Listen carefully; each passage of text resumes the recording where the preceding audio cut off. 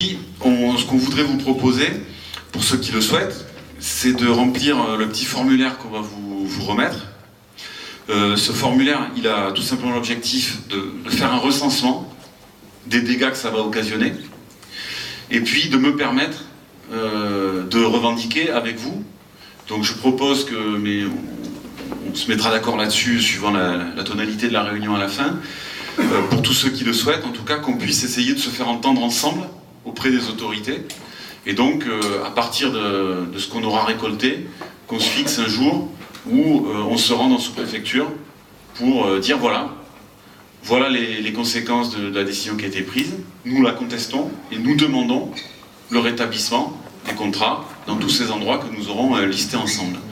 Qu'on mène l'action pour faire bouger les choses et qu'on ne s'en tienne pas là. C'est pas simplement quelque chose que je vous propose pour la forme. Parce que dans d'autres endroits du pays, je sais que des initiatives de ce type se sont prises et qu'elles ont parfois débouché.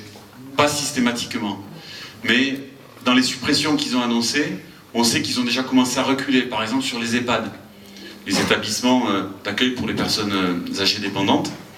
Moi j'étais à la commission des affaires sociales il y a quelques temps et on a remarqué, lorsque la situation des EHPAD est venue sur le devant de la scène et qu'on a constaté qu'ils étaient déjà en dessous du niveau de flottaison et qu'il y avait de la maltraitance institutionnelle, je ne vais pas me lancer dans un grand développement sur les EHPAD, mais vous avez entendu ça, et qu'ils ont constaté que la suppression des emplois aidés allait en plus impacter les EHPAD qui étaient déjà dans la difficulté, ils ont été obligés de dire non, d'accord, on supprime les emplois aidés, mais pas dans les EHPAD.